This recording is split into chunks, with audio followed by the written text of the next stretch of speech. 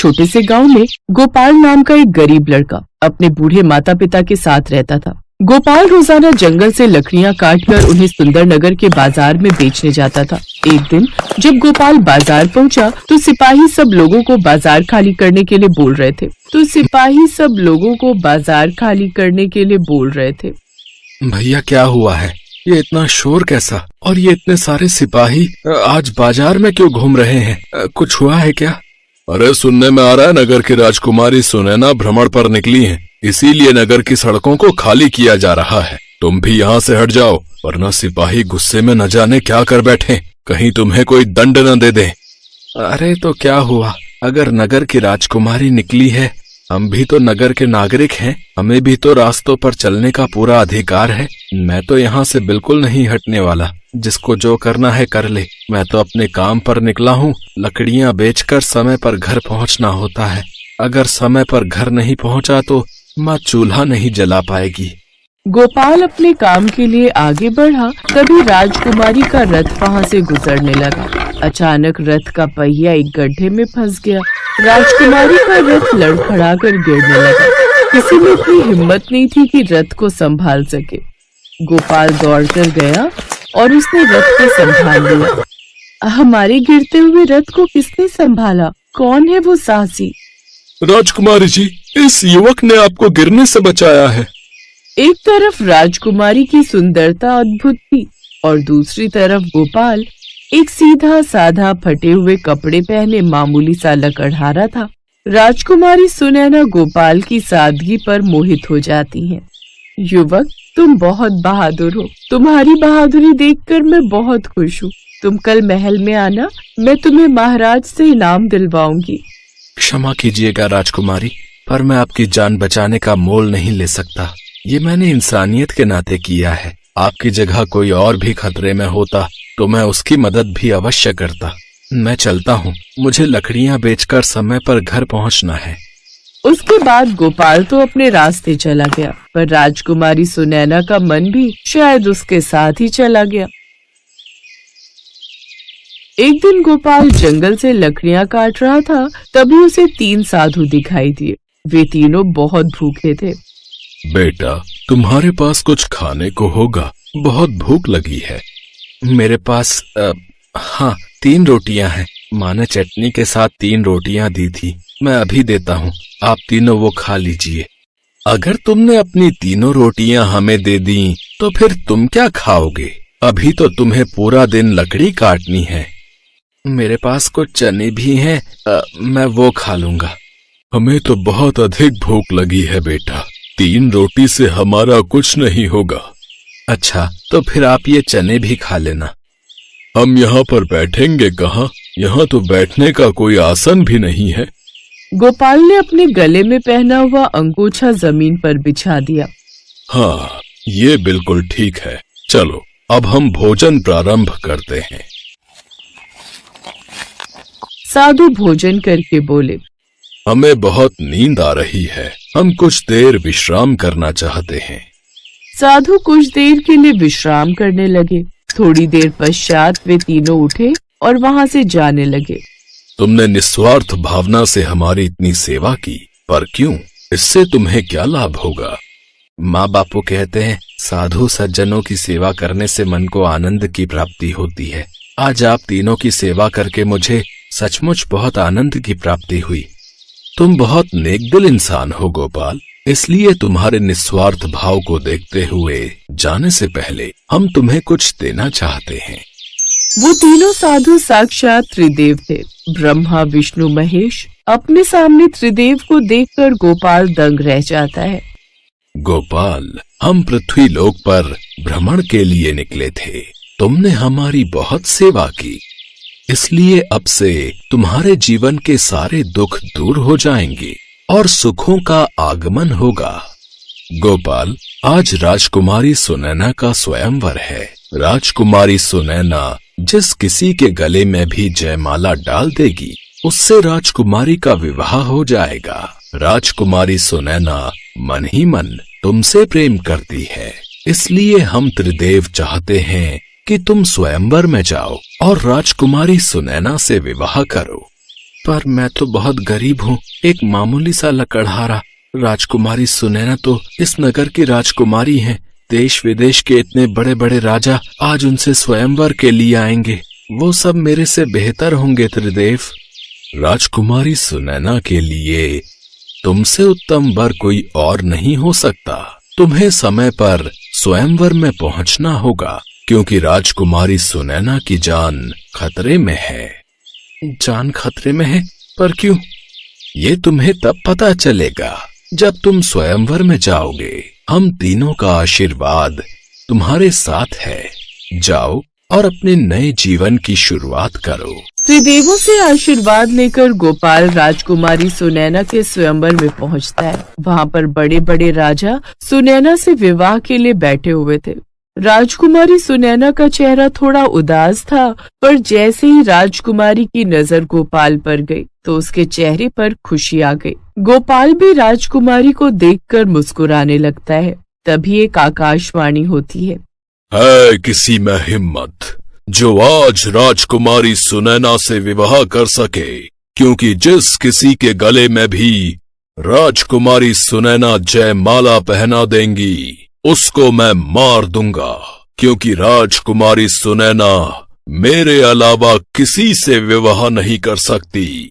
ये तो राक्षस मरदूत की आवाज है। लगता है वो यहाँ आ चुका है, पर वो दिखाई क्यों नहीं दे रहा? मैं यही हूँ महाराज। मैं आपकी पुत्री से विवाह करने आया हूँ, पर मैं यहाँ बैठे सभी राजाओं को भी एक मौका देना चाहता हूँ अपने साहस का परिचय देने का। देखता हूँ कौन सामने खड़ी मौत से लड़ना चाहता है और कौन यहाँ से अपनी जान बचाकर चुपचाप चला जाता है। महाराज, ये सभी राजा अपने सिंहासन से उठकर महल से बाहर क्यों जा रहे हैं? लगता है ये सब राक्षस से लड़ने की हिम्मत नहीं रखते। कौन हमारी बेटी से विवाह करेगा? हमारी बेटी किसके गले में जयमाला पहनाएगी? राक्षस मरदूत हमारी बेटी से विवाह करके उसे ले जाएगा। राजकुमारी सुनैना, यदि आपको आपत्ति ना हो तो मैं आपसे विवाह करना चाहता हूँ। मैं जानती थी गोपाल, और मैं ऐसा ही चाहती थी। मैं तुमसे बहुत प्रेम करती हूँ। मुझे अपने साथ ले जाओ गोपाल, वरना ये राक्षस मुझे अपने साथ ले जाएगा। राजकुमारी सुनैना गोपाल के गले में जयमाला पहना देती है। जयमाला पहनते ही गोपाल की वेशभूषा बदल जाती है और वो एक सुंदर राजकुमार में बदल जाता है। ये सब त्रिदेव का ही चमत्कार था। राजकुमारी सुनैना की खुशी का ठिकाना नहीं था। राजा रानी की आंखों में भी खुशी की लहर आ जाती है। तभी राक्षस मरदूत प्रकट होता है। अब गोपाल और राक्षस में लड़ाई होती है। तीनों त्रिदेव गोपाल को अपनी अपनी शक्तियां देते हैं, जिससे गोपाल कुछ ही पलों में राक्षस का वध कर देता है। गोपाल, इस दिन की मुझे बहुत प्रतीक्षा थी। सुनैना, हमें तुम्हारी पसंद पर गर्व है। तुम्हें गोपाल से अच्छा वर नहीं मिल सकता। गोपाल ने आज तुम्हारी जान बचाई है बेटी, और हम जानते हैं ये हमेशा तुम्हारा साथ निभाएगा। राजकुमारी सुनैना, आज जो भी कुछ हुआ है सब त्रिदेवों की कृपा से ही हुआ है। उन्होंने ही मुझे आपसे मिलाया है। त्रिदेव उन्हें आशीर्वाद देकर अंतर्ध्यान हो जाते हैं। गोपाल को उसकी अच्छाइयों का फल मिल गया। अब उसके जीवन में सब कुछ था। त्रिदेवों की कृपा से उसका जीवन खुशियों से भर गया। उस दिन के बाद गोपाल अपनी पत्नी राजकुमारी सुनैना और अपने माता पिता के साथ खुशी खुशी जीवन बिताने लगा।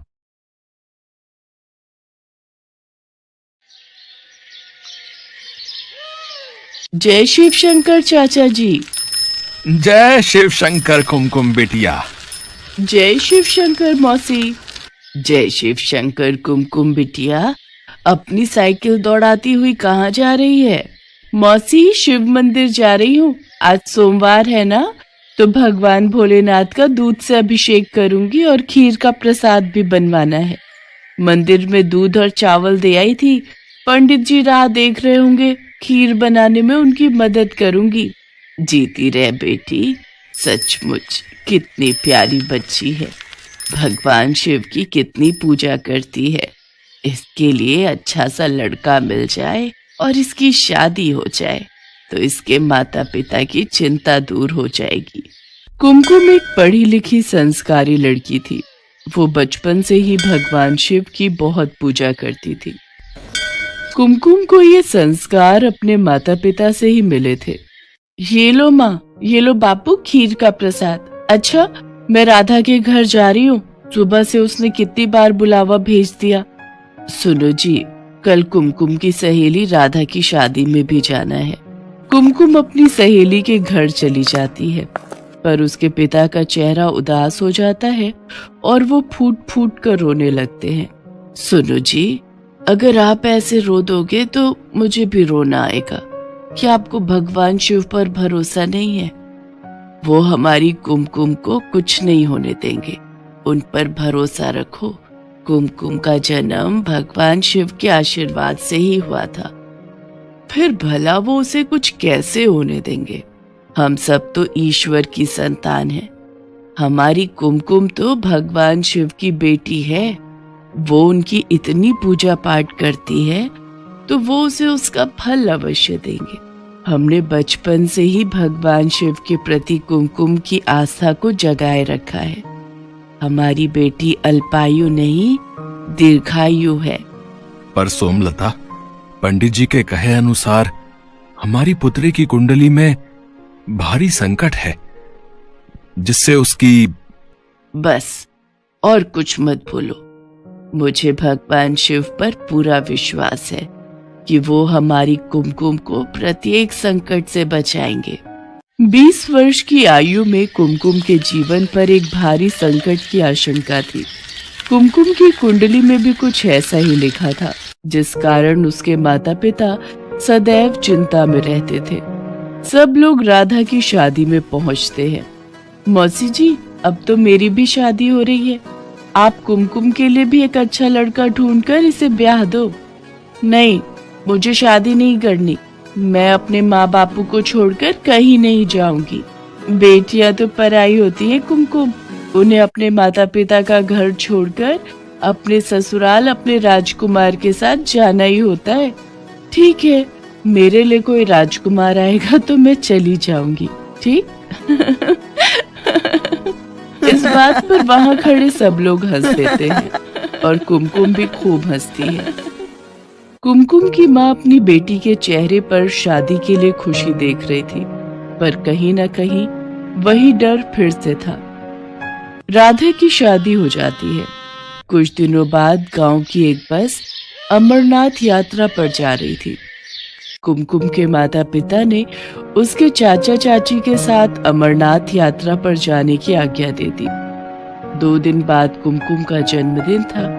इसी चिंता में उसके माता पिता भगवान भोलेनाथ का ध्यान कर रहे थे। उधर कुमकुम अपने चाचा चाची के साथ अमरनाथ की यात्रा के लिए चढ़ाई आरंभ करती है। कुमकुम, थोड़ा पहाड़ से किनारे से हटकर चलो। ठीक है चाचा। चाची जी, आपको ठंड तो नहीं लग रही? मेरे पास एक गर्म स्वेटर और है, दूं? हाँ, दे ही दे। और कहीं चाय मिल जाए तो थोड़ी देर बैठकर चाय पी लेते हैं। ठीक है, तुम दोनों यहाँ बैठो, मैं सामने कैंप से चाय लाता हूँ। कुमकुम के चाचा चाय लेने के लिए चले जाते हैं। कुछ देर बाद वो आगे की यात्रा तय करते हैं। रात हो रही थी। कुमकुम के चाचा चाची और कुमकुम एक कैंप में रात गुजारने के लिए रुक गए। कुमकुम, जन्मदिन की ढेर सारी मुबारक। आज तुम्हारा जन्मदिन है और तुम पूरे 20 बरस की हो गई हो। जीती रहो बेटी। भगवान शिव तुम्हें लंबी आयु प्रदान करें। शुक्रिया चाचा जी, शुक्रिया चाची जी। चाचा जी, मैं थोड़ी देर आसपास घूम लूं? ठीक है बेटी, पर ज्यादा पहाड़ के किनारे पर मत जाना। कुमकुम आसपास का वातावरण देखने लगती है।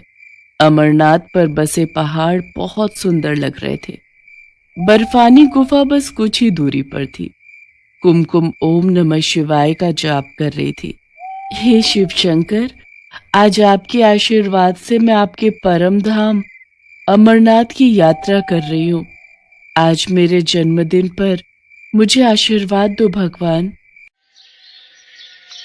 अगली सुबह कुमकुम और उसके चाचा चाची आगे का रास्ता तय करते हैं। ऊंचे ऊंचे पहाड़, नदियां देखकर कुमकुम का मन बहुत खुश हो रहा था। तभी कुमकुम का पैर पहाड़ के किनारे से फिसल जाता है और वो चिल्लाती हुई नीचे खाई में गिर जाती है। उसके चाचा चाची का रो रो कर बुरा हाल था। अरे कोई मेरी बच्ची को बचाओ। हे भोलेनाथ, मैं अब भैया भाभी को क्या जवाब दूंगा। हे शिव शंभू, आज कुमकुम बिटिया का जन्मदिन है। भैया भाभी को जिस बात का डर था, अगर वो बात सत्य हो गई तो आप पर कौन विश्वास करेगा भगवान। कुमकुम तो आपकी बहुत पूजा करती है, आप पर बहुत विश्वास करती है। उसने अभी इस दुनिया में देखा ही क्या है। भगवान उसे बचा लो, उसे कुछ नहीं होना चाहिए। भैया, इतनी खाई में गिरकर बचना मुश्किल है। अब तो भोलेनाथ ही कोई चमत्कार कर सकते हैं। सुरक्षा कर्मियों की टीम ढूंढ रही है, पर अभी तक लड़की का कुछ पता नहीं है। पुलिस भी आ गई है, लड़की को तलाश कर रही है। सब लोग कुमकुम को तलाश रहे थे, पर वो कहीं भी दिखाई नहीं दे रही थी। उधर कैलाश पर्वत पर माँ पार्वती भगवान शिव से बोली, प्रभु, कुमकुम आपकी बहुत भक्ति करती है, उसे जीवन दान दीजिए, उसकी रक्षा कीजिए। अपनी समाधि से उठिए, अपने नेत्र खोलिए प्रभु। आपकी पुत्री कुमकुम इस समय विपदा में है। वो आपके दर्शनों के लिए अमरनाथ यात्रा पर आई है, इसलिए उसके विश्वास को टूटने मत दीजिए। उठिए प्रभु, उठिए। देवी पार्वती के पुकारने पर भगवान शिव अपने नेत्र खोलते हैं। देवी पार्वती, आप तो जानती हैं, जो भी भक्त सच्चे हृदय से मेरी पूजा और भक्ति करते हैं, मैं उनके जीवन के सारे संकट दूर कर देता हूं। जो भी भक्त मेरी शरण में आता है, उसे मैं कोई कष्ट नहीं होने देता। कुमकुम ने सदैव मेरी पूजा और भक्ति की है। मैं उसके जीवन पर आया संकट दूर करके आज उसे दीर्घायु प्रदान करता हूँ। कुछ देर बाद कुमकुम झाड़ियों के बीच बेहोश पड़ी दिखाई देती है। उसे जरा सी भी खरोच नहीं आई थी। ये देखकर सब लोग हैरान रह जाते हैं। कुछ देर बाद कुमकुम को होश आता है। सब लोग इसे भगवान शिव का चमत्कार मानते हैं और ओम नमः शिवाय का गुणगान करते हैं। कुमकुम अपने चाचा चाची के साथ बाबा बर्फानी के दर्शन करती है और उनसे आशीर्वाद प्राप्त करके खुशी खुशी घर लौटती है। कुमकुम के माता पिता को भी सारी बात पता चलती है। वे भी भगवान शिव को धन्यवाद कहते हैं। भगवान शिव की उपासना और पूजा से आज कुमकुम को नया जीवन दान मिला था। सब लोग भगवान शिव को धन्यवाद कहते हैं। कुछ समय पश्चात एक बहुत ही संपन्न परिवार में कुमकुम का विवाह हो जाता है। आज भगवान शिव की कृपा से कुमकुम अपने जीवन में बहुत खुश थी।